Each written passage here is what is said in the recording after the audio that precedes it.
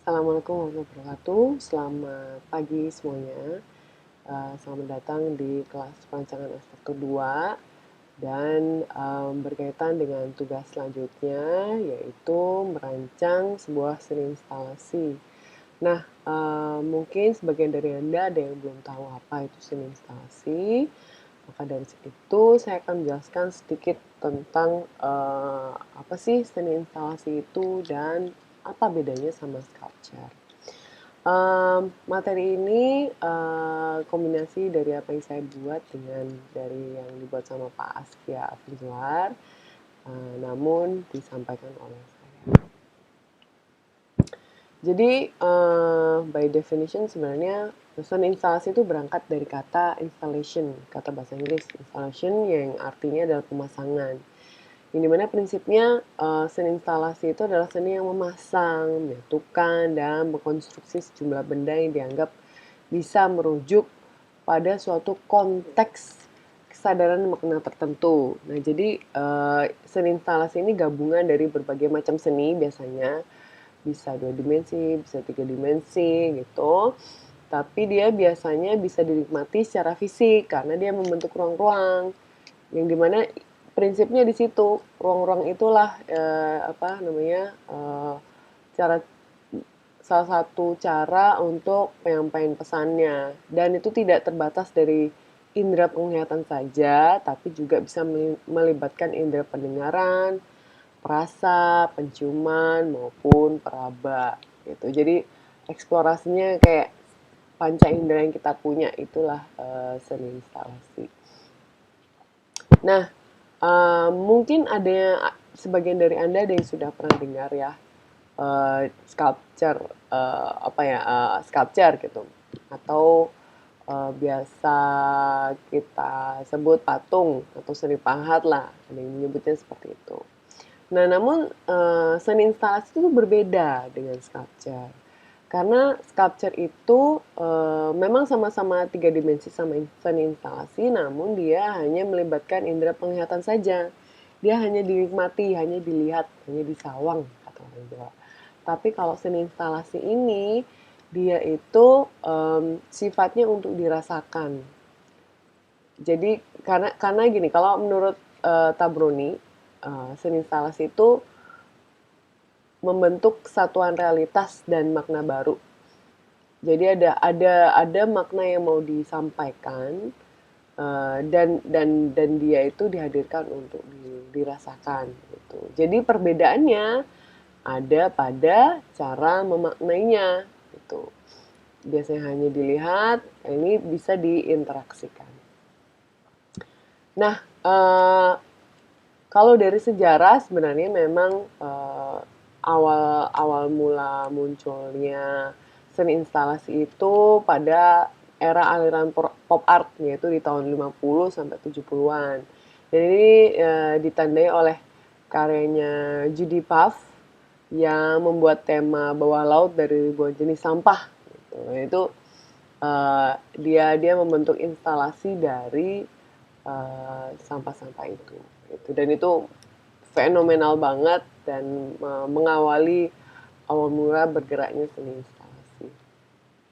Nah, seni instalasi sendiri pada dasarnya terbagi menjadi 2 kategori kalau menurut Mark Rosenthal, yaitu ada seni instalasi field space dan instalasi site specific. Nah, kalau site specific ini itu dia instalasi yang bergantung dari adaptasi dengan ruangnya. Sehingga dia itu nggak bisa dipindahkan ke lokasi lain. Jadi dia tuh spesifik hasil eksplorasi ruang yang tersedia. Nah, contohnya ini karya Wade Kanoch dan Stephen Nguyen, yang dimana mereka membuat ombak dari beberapa susunan lempeng kayu yang tipis-tipis gitu. Dan itu kalau sebenarnya kalau Anda lihat di sebelah bagian ombaknya itu adalah entrance. Jadi ketika kita awal masuk ke ruangan kita langsung disambut oleh ombak yang besar.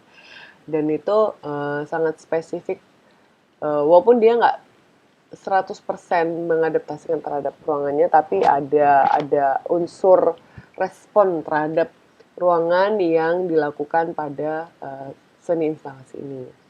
Nah, kemudian salah satunya lagi adalah instalasi field space. Pada dasarnya, kalau by definition sih, berdasarkan katanya secara literal, artinya adalah instalasi yang mengisi ruang. Baik itu ruang nyata atau kayak di dalam ruang maupun imajiner, alam terbuka. Dan prinsipnya dia hanya diletakkan di ruang tersebut, yang dimana kalau dia dipindahkan ke ruangan lain, bentuknya masih tetap sama, jadi nggak masalah. Beda sama kayak yang site spesifik, dia spesifik beradaptasi terhadap ruangan tersebut. Nah, ini ada beberapa contoh seni instalasi yang mungkin bisa saya tunjukkan. Yaitu pertama ada supporting hand yang ada di Venice, Italy. Nah, ini mungkin kita bisa sebut dia sebagai site spesifik ya. Jadi latar belakang dari dihadirkannya seni ini adalah Venice ini kan kebetulan kota yang mengapung, dan dia itu bisa disebut tanahnya, lahan nolnya itu ada di atas permukaan laut. Nah, dia ini karena adanya global warming, kondisi kota Venice ini semakin mengkhawatirkan karena dengan adanya global warming, permukaan air semakin naik, kota Venice perlahan tapi pasti mulai tenggelam, sehingga dia butuh supporting hand atau bantuan dari seluruh dunia agar mereka bisa tetap survive dan climate change bisa diperlambat atau dihentikan. Gitu. Nah, ini ada seni instalasi getah-getih di Bundaran HI. Jadi pada dasarnya ini adalah dibuat dari bambu dengan pesona seni yang menggerakkan. Jadi pesannya ini adalah tentang kokoh, tentang bangsa kita yang kokoh tapi lentur, tegak tapi liat, kecil tapi raksasa, ribuan tapi menyatu, satuan tapi tak terserak. Jadi prinsipnya menggambarkan Indonesia yang memang dinamis, kecil-kecil cabai rawit gitu lah. Mungkin kalau dari skala kita besar sih sebenarnya, cuman kecil dalam konteks power, tapi kita berpotensi besar. Lebih seperti itu. Nah, ini adalah ruang instalasi dari karya seniman lokal kita. Judulnya Ruang Antara, yang waktu itu di instalasi ini dipasang di acara Bintaro Design District gitu. Dan instalasi ini pada dasarnya bercerita tentang fleksibilitas ruang gerak masyarakat kreatif di Bintaro yang sebagian besar hidupnya tinggal dan bekerja bersosialisasi di area yang sama, sehingga memunculkan satu zona kenyamanan tersendiri di masing-masing induk kreatif tersebut. Gitu. Jadi ini instalasi ini mau menggambarkan dinamisasi dari masyarakat di Bintaro yang memang bergeraknya secara lokal, namun ada dinamisasi dari masing-masing individu gitu. Kemudian Untold Story sama di Bintaro Design District. Jadi kebetulan ini ada beberapa seniman waktu itu di Bintaro Design District, arsitek sih lebih tepatnya. Ini yang pertama adalah ruang antara, jadi ada kayak ruang gerak, fleksibilitas dari si masyarakat kreatif di Bintaro. Kemudian ini Untold Story yang pada dasarnya mau menggambarkan behind the scene dari karya-karya Biro Arsitektur Delusion. Gitu. Karena kan di belakang layar sebuah karya arsitektur yang muncul kan banyak kisah-kisah yang melatar belakangi dari sedih susahnya menggambar dan lain sebagainya. Ini ingin diilustrasikan di instalasi ini. Kemudian ini Overcast dari karya mahasiswa University of Pennsylvania dan The Russell Wright Design Center. Kebetulan ini adalah tugas mahasiswanya. Nah, jadi karya ini mencoba mengcopy proses fabrikasi dari karya-karya yang dihasilkan pada mid-century itu. Jadi kayak bagaimana sih mengkolaborasikan, mengkombinasikan pieces by pieces yang dihasilkan oleh kuratornya si Wright itu. Nah, ini adalah summer house yang didesain oleh Barco Lebinger. Jadi ini kebetulan ada event memang tiap tahun beda nih, tiap tahun temanya beda-beda nih, kali ini diisi salah satunya oleh Barco Lebinger. Jadi inspirasinya berangkat dari Queen Caroline's Temple gitu. Yang dimana ketika duduk di atas itu di Queen Caroline's Temple ini orang bisa melihat secara 360 degree dan dia ingin mengadopsi ide tersebut sehingga didesainkanlah karya ini yang dimana awal muncul idenya itu dari awal muncul bentuknya itu dari dia itu bikin kayak gambar garis yang tidak putus mengindikasikan adanya view yang tidak terputuskan 36 derajat gitu. Makanya dia sebut summer house in the round yang dibuat dari plywood untuk yang digabungkan bersama untuk menyediakan view keluar taman dari segala sisi.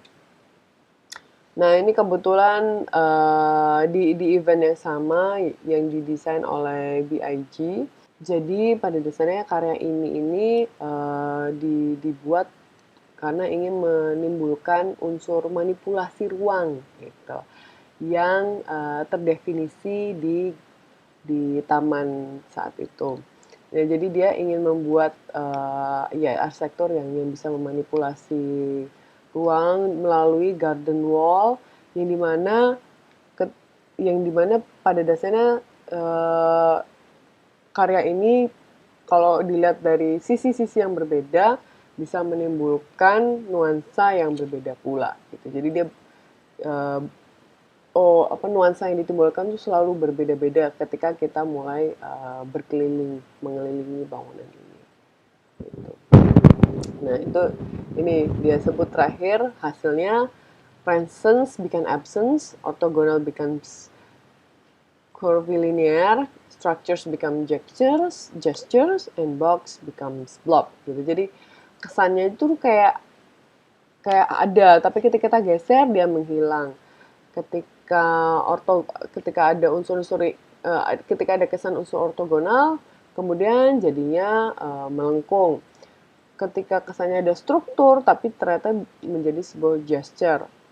Yang kesannya kayak box, ternyata jadi blob. Karena dia memang susunan dari kotak-kotak, tapi sebenarnya kalau dilihat dari jauh juga tidak terlihat unsur kekakuan dari kotak itu.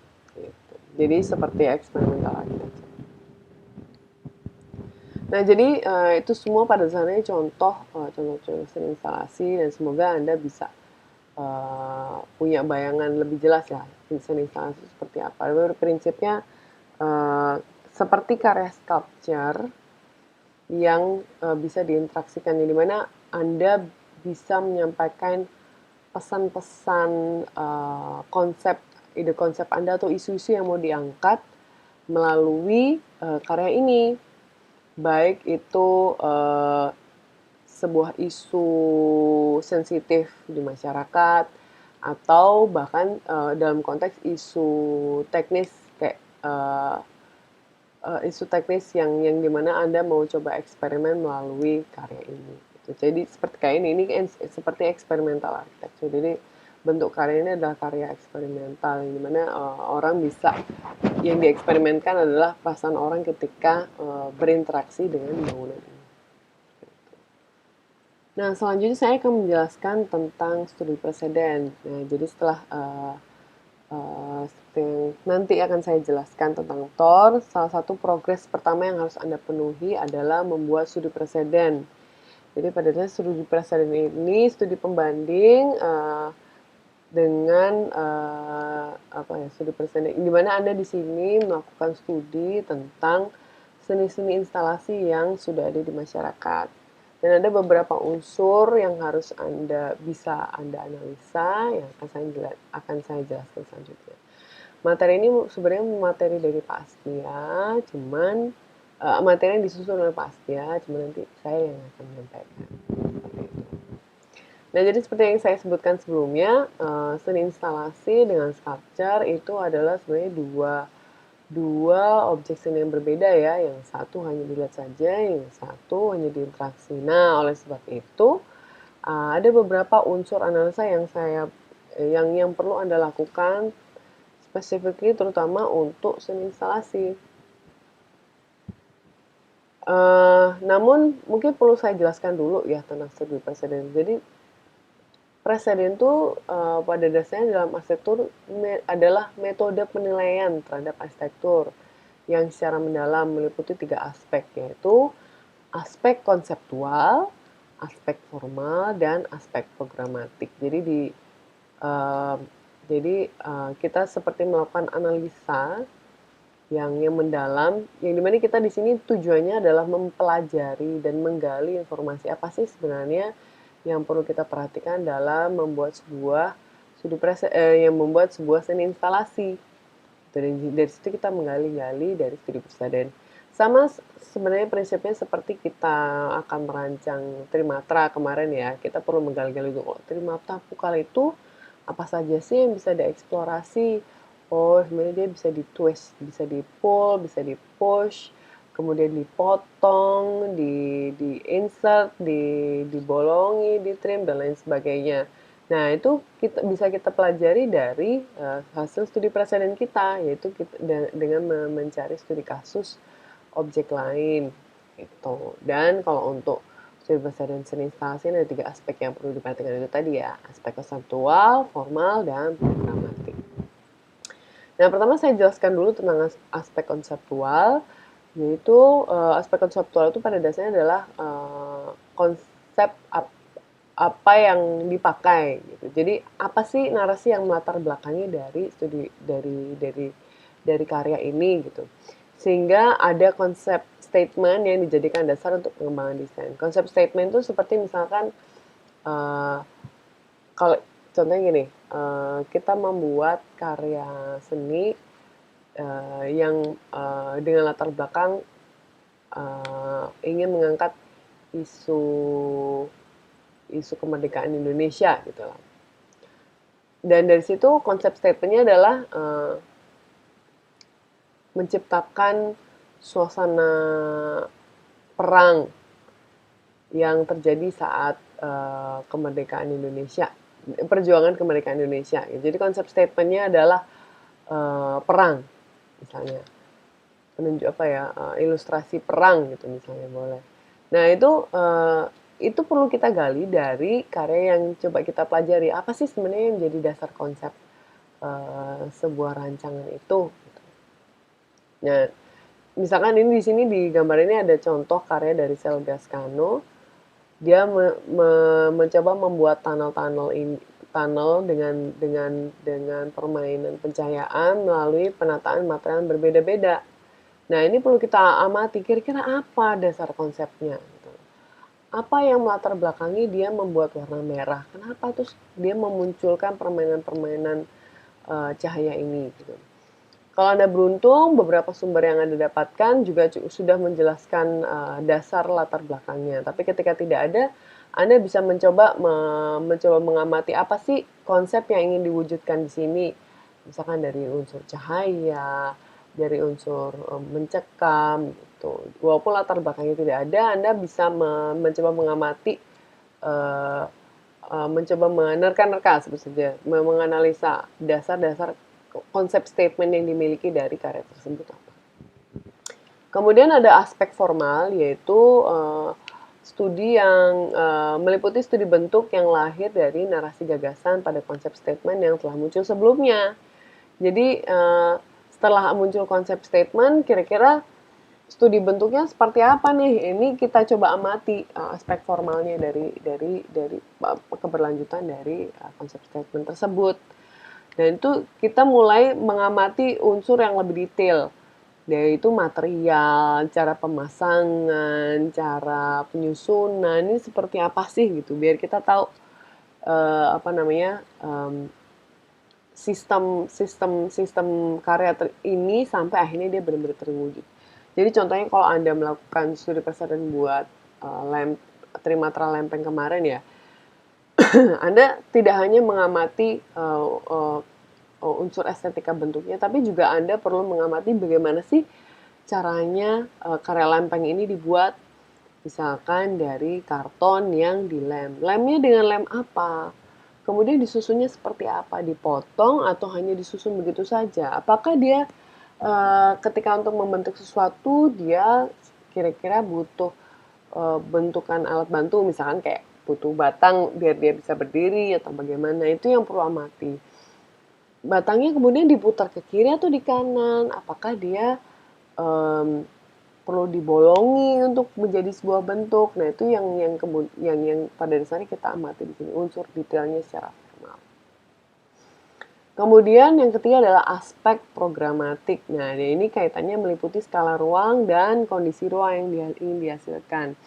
Jadi di sini skalanya kita mundur lagi. Jadi ibaratnya tadi kita aspek konseptual kita lihat gambaran besarnya, kemudian kita lihat aspek formalnya, gambaran secara detailnya dari karya itu sendiri, kemudian kita mundur lagi ke skala ruang. Jadi apa sih yang terbentuk dari susunan aspek formal tadi? Bagaimana cara dia membentuk ruang? Nah, di sini berkaitan dengan nuansa yang terbentuk. Tadi kalau konsep tadi latar belakang, kemudian formal tadi teknisnya, nah programatik ini hasilnya. Apa sih yang kemudian dihasilkan dari ruang dari susunan-susunan tadi? Oh, terbentuklah ruang seperti ini. Kemudian ada interaksi dari ruangan ini dan seterusnya. Nah, ini saya punya dua contoh seni instalasi yang saya rasa sangat-sangat menarik ya untuk kita amati. Pertama, Woods of Net yang dirancang dan dibuat oleh Toshiko Horiyoshi Makadam. Kebetulan ini memang di Jepang. Jadi seperti Anda lihat ya, ini adalah rajutan dan dia lakukan sendiri rajutan itu. Dan berangkat dari aspek konseptual, jadi mungkin dari gambarnya sudah bisa lihat ya. Jadi karya ini itu pada dasarnya seperti taman bermain buat anak kecil. Jadi dirajut, anak-anak berinteraksi dengan hasil rajutan itu, mereka bermain, bergelantungan, berlari-lari, memanjat. Nah, jadi ini di yang atasnya ini juga masih bisa dipanjat ya. Jadi ada anak-anak yang bermain di atas. Ini kalau Anda lihat di bagian tengahnya ada kaki yang mencungul, itu memang anak-anaknya manjat dari atas masuk ke bawah sini, atau sebaliknya masuk dari lubang di bawah itu mereka masuk ke main-main sampai ke atas. Dan ini kemudian diawasi oleh orang tuanya dari samping. Nah, ternyata dari latar belakang konsepnya, pada dasarnya mereka ini ingin membentuk ruang yang soft atau lembut seperti hutan, yang dimana batasan antara luar dan dalam itu menghilang, gitu. Dan dia menganalogikan konsepnya itu dengan campfire. Campfire itu kayak api unggun gitu. Dia ingin ruang ini menarik orang seperti campfire atau kayak perkumpulan api unggun itu. Jadi anak-anak bermain di tengah seperti api unggunnya, dan orang tua duduk di sekelilingnya dan duduk di atas kayu-kayu tersebut gitu. Itu yang ingin dia wujudkan. Nah, aspek formalnya ini bisa kita lihat dia disusun jadi kalau rajutannya itu bagian tengahnya, tapi di luar itu ada selubung dari susunan kayu gitu, dan disusun dari kayu-kayu tanpa sambungan logam sama sekali.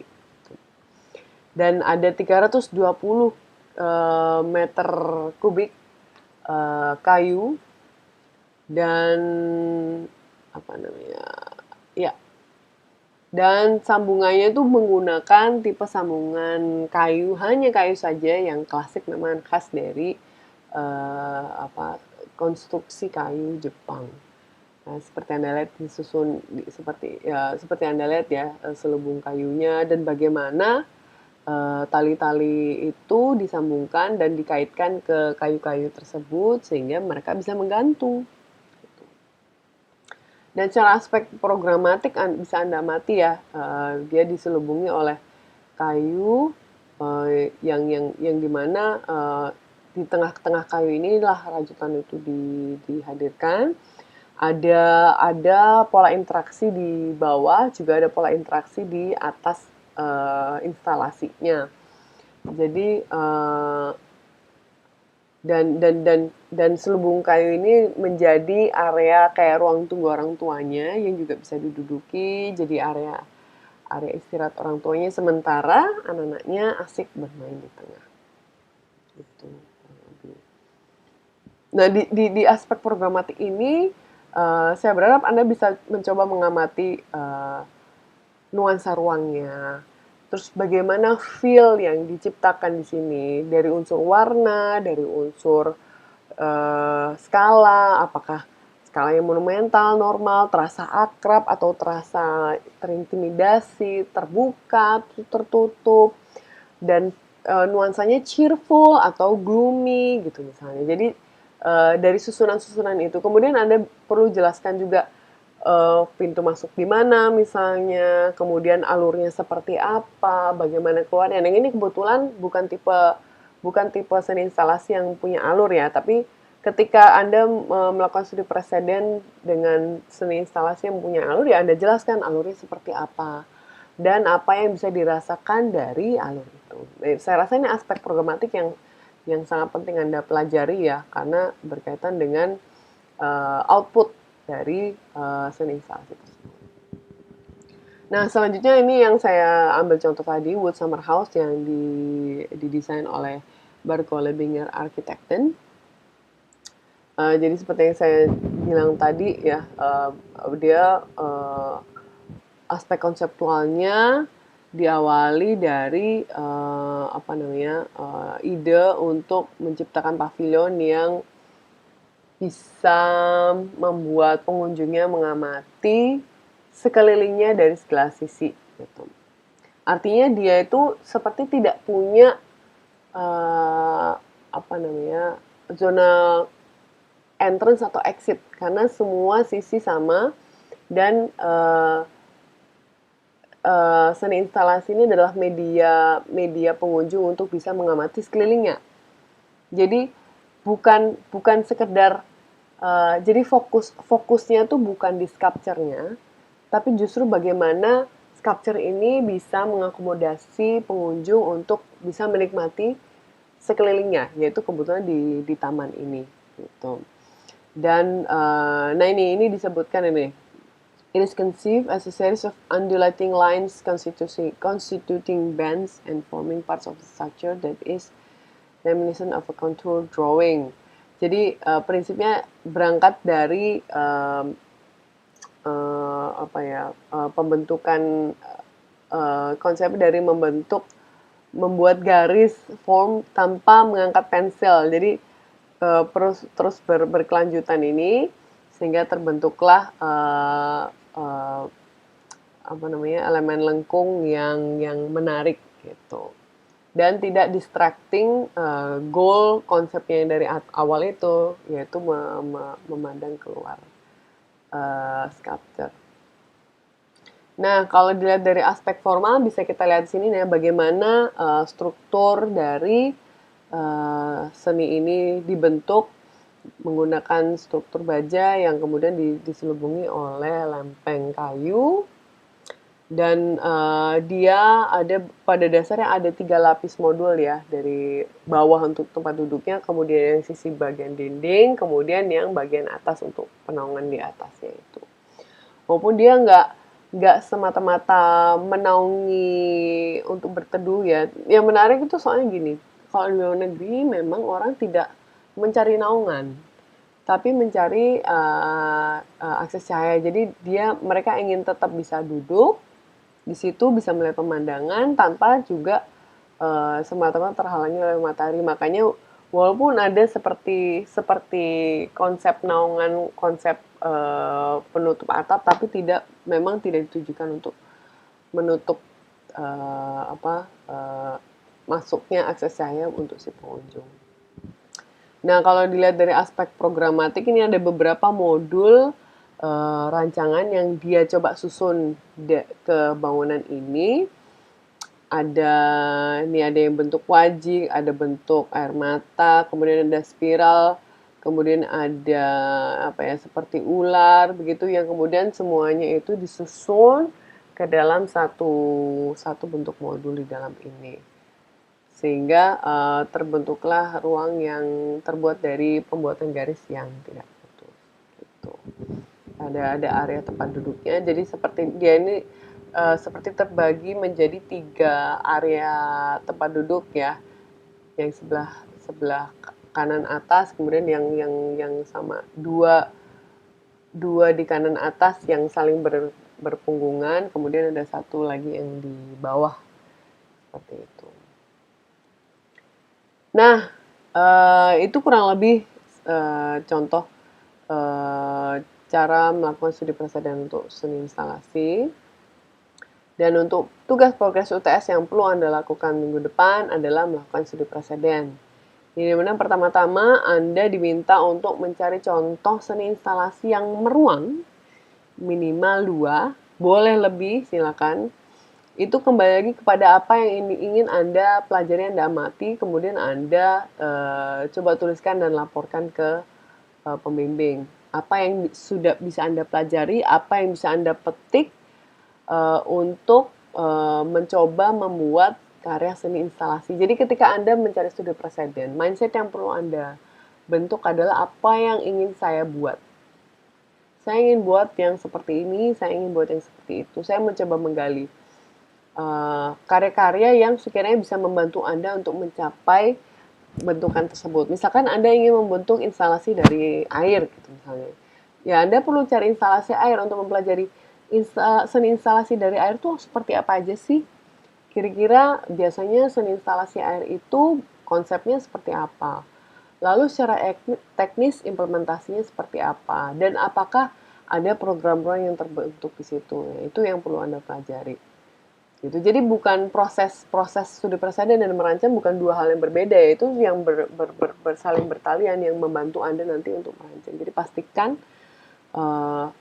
ketika Anda mencari studi preseden, Anda juga sudah punya mindset karya yang ingin Anda bentuk.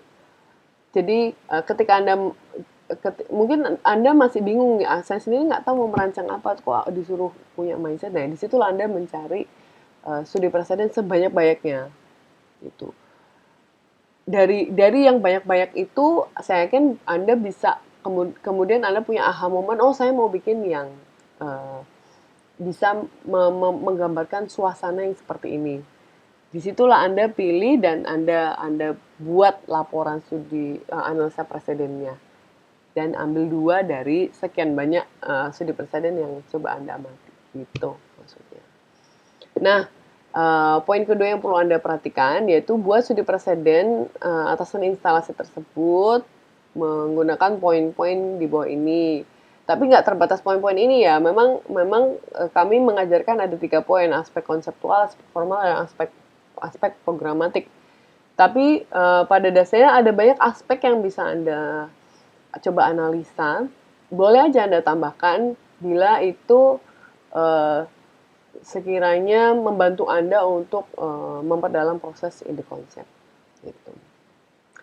Jadi kalau di aspek konseptual jangan lupa untuk menyematkan semua ide, narasi yang melatar belakangi ide atau gagasan, narasi pesan yang ingin disampaikan, kemudian pada aspek formal yaitu pendekatan bentuk yang dipilih, misalnya materialnya apa dan benda-benda apa aja yang digunakan. Kemudian aspek programatik itu berkaitan dengan pendekatan penyatuan ide gagasan dalam wujud karya seni instalasi. Jadi kayak luarannya itu seperti apa, bentuknya dari konsep dan formal yang dilakukan. Nah, silakan tugas ini dibuat dalam kertas gambar A3, dilengkapi dengan sketsa atas seni instalasi yang Anda studi. Gitu. Nah, semoga cukup jelas terkait tugas studi presiden yang harus Anda lakukan. Oke, nanti kalau ada pertanyaan silakan kita diskusikan di kelas ya.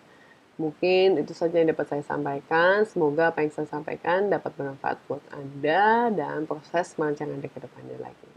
Sekian dari saya. Wassalamualaikum warahmatullahi wabarakatuh.